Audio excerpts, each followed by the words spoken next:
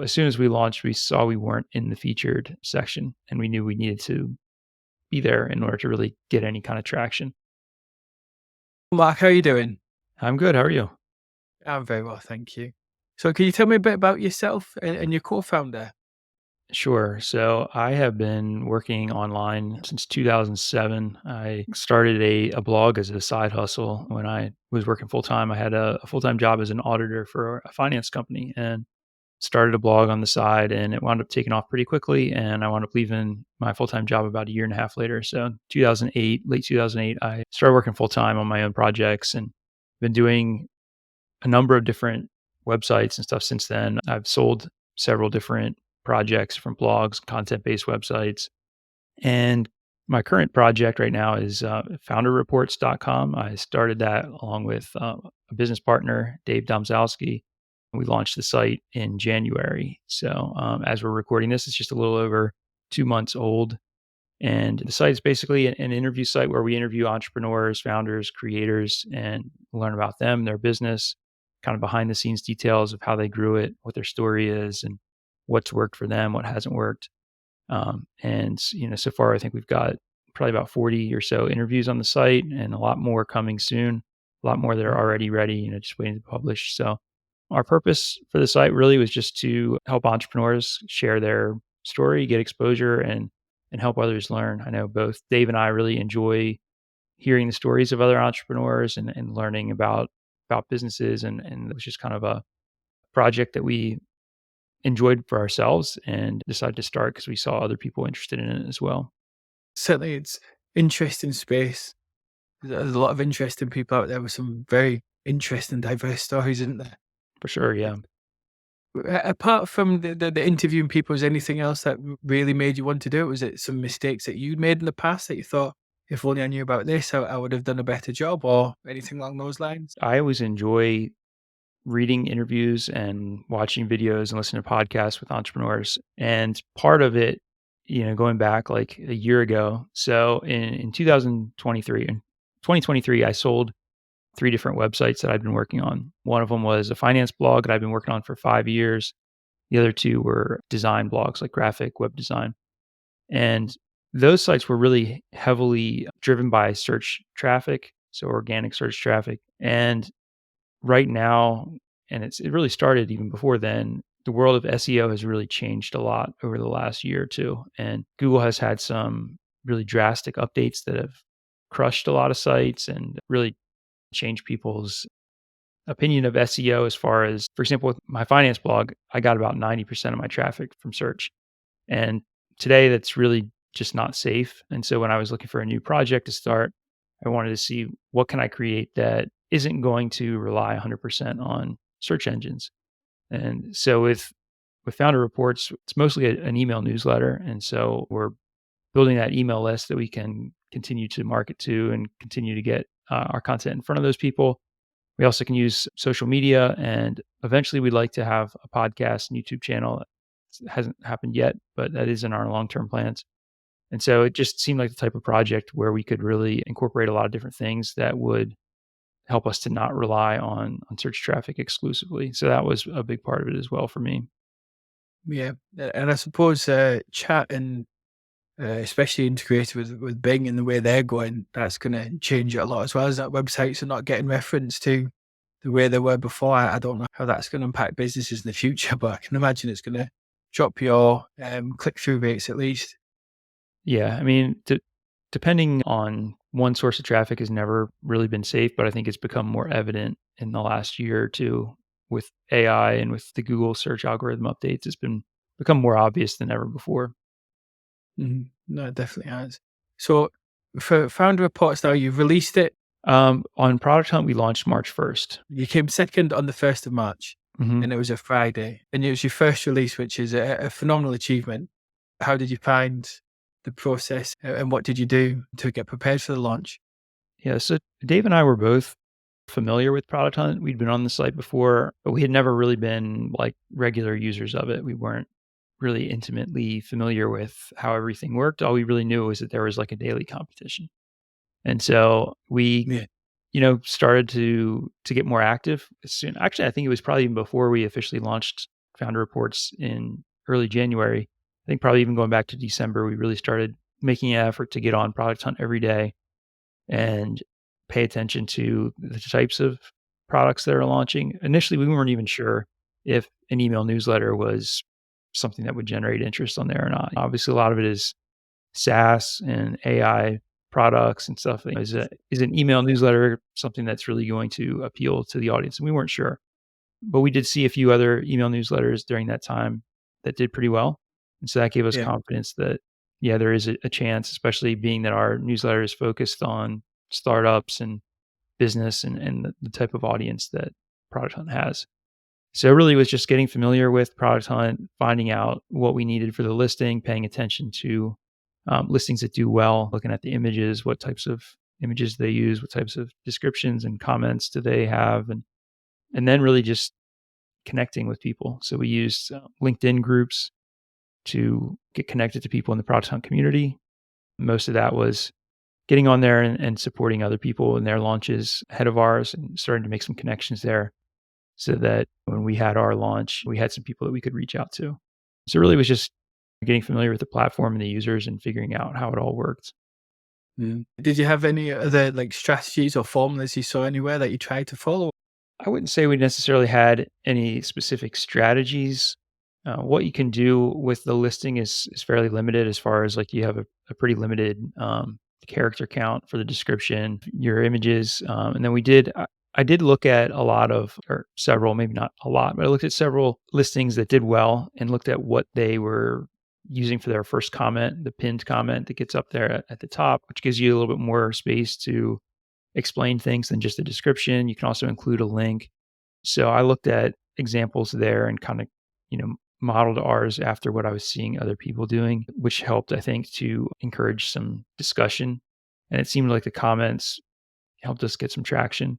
Because initially, when the day started, we were not one of the featured products, which we knew was possible. And that was what we thought might happen. I think there were like 100, a little over 100 products that launched that day. And like less than 30 of them were featured. And so as soon as we launched, we saw we weren't in the featured section and we knew we needed to be there in order to really get any kind of traction. So we did what we could to start to get some votes and comments. And a lot of people that had interacted with already on LinkedIn wound up leaving comments. And I think that really helped us to show that there was interest in our product because when we reached out to Product Hunt and emailed their support about 4 or 5 hours into the launch and showed that we had, I think it was like 50 votes or something, and we had a lot of comments. I think they could look at that and see, okay, people do actually care about this listing because they're leaving comments. So I think the comments really helped us a lot. It must have been a scary morning. A lot of time and effort put into not even show up.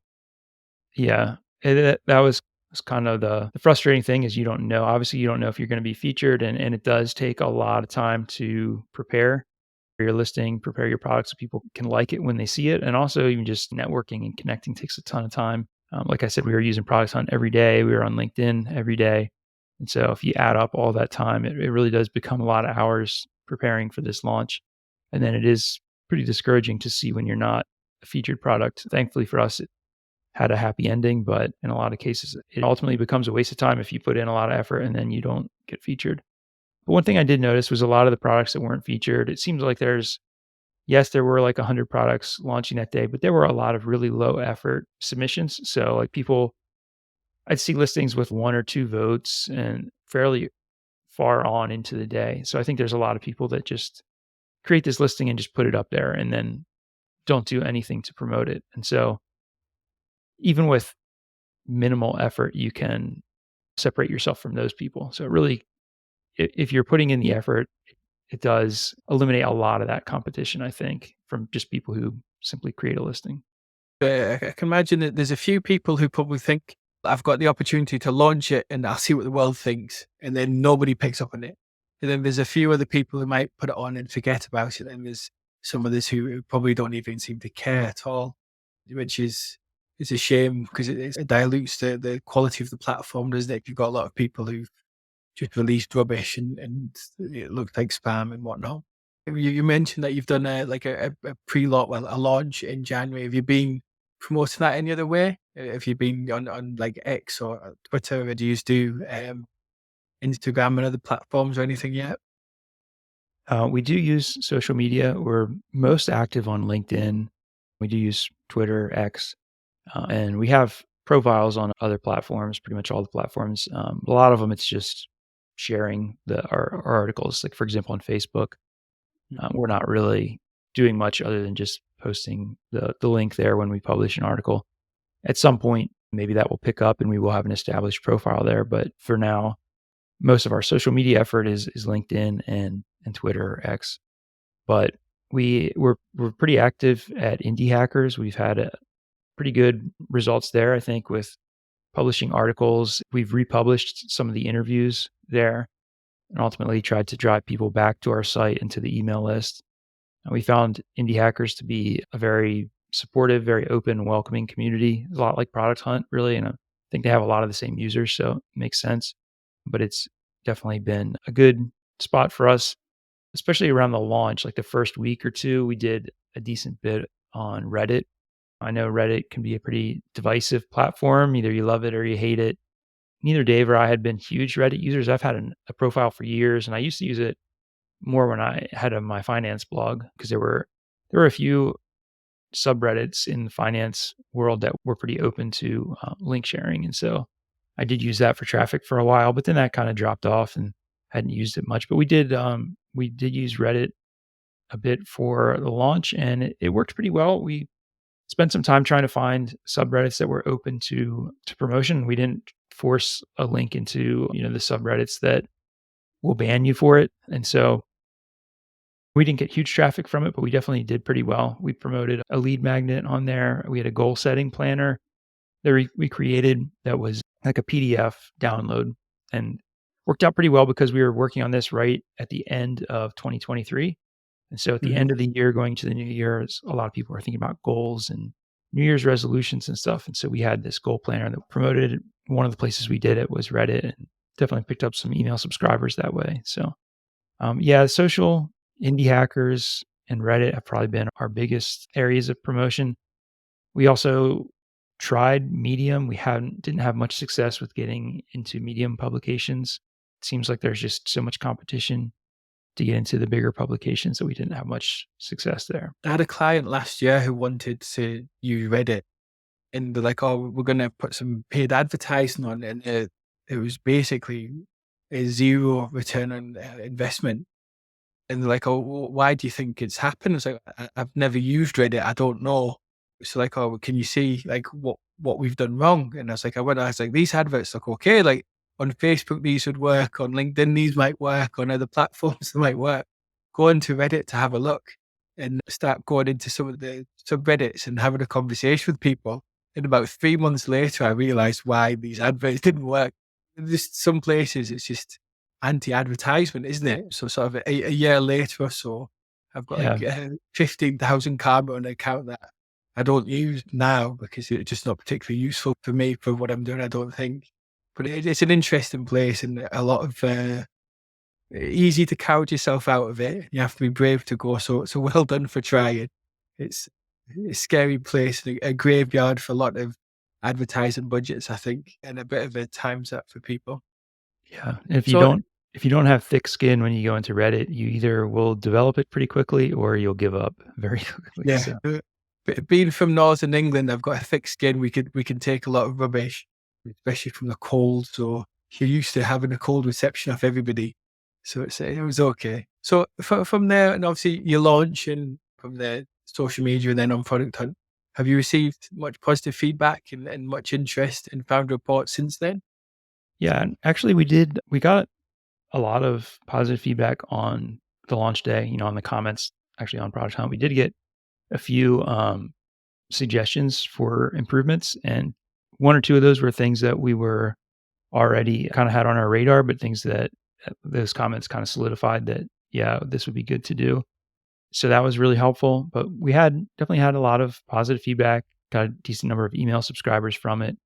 And one thing that I've found interesting is as we're recording this, it's about a week and a half after the launch, and our traffic has been obviously, you have the spike, the launch day, but traffic has been up since the launch, than it was before too. So it does seem to have, um, kind of raised the bar as far as what our average daily traffic would be. So that's encouraging because it definitely had what seems to be a lasting impact. And it wasn't huge, but when you're just starting out, any type of lift is welcome. So yes, it definitely seemed to have an impact in terms of the feedback. And we also, part of this is just because of the nature of our newsletter and because of the people that we feature and people that we target.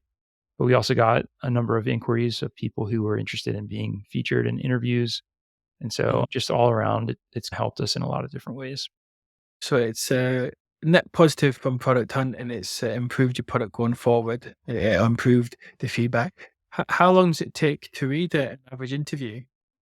To read the interview, I've never really timed it. I would guess maybe around 10 minutes.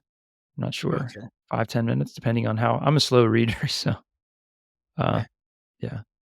There are Because it's typically around 2,000 words, roughly, for some, that's like a 5-minute read, isn't it? 400, probably. 400 Yeah. words a minute, it's a decent read, yeah. Because I think one thing, obviously, for some of the younger generations, perhaps before ours, who don't remember dial up and don't remember some of the pains of the past, it's a lot of short form content now, isn't it? So the path you're going down, is it, are you mainly getting in the older crowd or are younger people coming along and appreciating it? Dave and I have been talking about ways to integrate some of the shorter form content, like ways to possibly repurpose some of the stuff for Instagram and TikTok and some of the other platforms. And obviously, we haven't implemented that yet, but we've talked about that. And I think there probably are some ways to do it. It's just a matter of figuring out what works best and what fits with our time and stuff. So do you have any plans on changing the way you're doing things beyond the sort of the initial changes you mentioned? Are you gonna look at building an app, any type of integrations or anything fancy from there, as it were? Not like an app or that sort of stuff. Things that I mentioned earlier, potentially adding a podcast YouTube channel. We would like to do that. And ultimately, our long term goal is to have a community, an interactive aspect on the site, and hopefully have some digital products and stuff that we can include there. That's pretty much our roadmap at this point, and things that we're planning on implementing. So from there, is there anything else you'd like to add about your experience with Product Hunt? Or perhaps I think for some viewers, what you've mentioned about SEO is something that they might not be aware of. Is that something you'd be prepared to discuss? Sure. I think one thing I'd point out about Product Hunt is, and we kind of fell into this too. I think I've talked to some people who haven't launched, and they're thinking about it, but just not sure when the right timing is. And we kind of, like I said, we not being real experienced Product Hunt users, we weren't really as familiar with it. But I would encourage people just to, especially with your first launch, just to go ahead and do it. I wouldn't say do it tomorrow, but set a date and plan it. Plan it for a month in advance or something, and start working towards it. We didn't didn't do it right away. We took our time, and we weren't sure. Part of that was, like I said, we weren't sure if a newsletter would really um, work or not. But we Mhm. found the community to be really open and helpful, really welcoming, kind of the exact opposite of what you would see at Reddit. I guess we were talking about the Reddit audience. It's very different. So there's really nothing to fear as far as putting yourself out there. Just have your product ready and prepare for the launch, but you don't feel like you have to wait until everything is perfect, because you can launch again if you make significant changes down the road. And I Mhm. think, just getting that first launch, getting experience is really helpful. Like, we will definitely be in a better spot the next time we launch, 6 months, a year down the road, whenever that is. So I would encourage people to not put it off too long and go ahead and make that move and go ahead and launch at some point. Yeah, so that's going to be part of your continued strategy, Product Hunt. Probably. I mean, I don't think that we're going to be the people that launch something new every month or anything like that. But we are working on a product or 2 already, like digital products that we would for sale, and we will probably try to launch on Product Hunt and see how it goes. I don't know that We don't necessarily plan to launch every product we sell on Product Hunt, but definitely in the right situation, it's something we plan to do. And when we make a change, like I mentioned, adding a community, at that point, we would definitely try to another Product Hunt launch. So yeah, for major changes, it's definitely something that we would plan to do in the future. Yeah, so it's fruitful if done properly, isn't it? Yeah. So what would you do differently for your next launch? I don't think we do a whole lot differently. One thing we might do differently would be launching on a different day. We launched on a Friday, and Friday, Saturday, Sunday traffic is down compared to the other days of the week. We knew that. We chose Friday because it fit our schedule. This is mostly a side project for us. Dave has a full time job, so it is definitely a side project for him, and I have other stuff I'm working on too. So it just happened to fit our schedules best to do it on a Friday. So that's when we did it. If we were to do it again, I say maybe we'll go for a bigger splash in terms of traffic and try to do something on maybe a Tuesday, Wednesday, Thursday when it seems like those days are a little bit better. So that's one thing. But other than that, I don't think we do a whole lot different. Our approach worked pretty well. Um, like I said earlier, we were hoping to get in the top 10. We finished second. So we were very happy with that, making connections with people and stuff. That's probably the same thing we would do again. Yeah, second on any day of the week is an achievement, whichever way you want to look at it. And 100 odd companies is an indication that people like it, isn't it? Gives you a bit of motivation moving forward that you can keep investing the time in what you're doing, and you're not thinking, oh, we've got our friends and family reading this and no one else is interested. It helps a lot with validation, isn't it? So from there, is there any advice you would give somebody else if it was their first launch? What would you tell them? So I mentioned earlier, the need to just kind of jump in and do it. But I do think it is important to give yourself enough time. Like I said, don't plan to do it tomorrow, plan to do it a month from now, because we did find that it does take time to create everything you need to write the listing, to create the images if you're doing that yourself, and just to get any promotions planned. We had a kind of a schedule for our launch day, like what we were going to do, where we were going to post, but we didn't have everything as formulated and prepared ahead of time as we probably could have.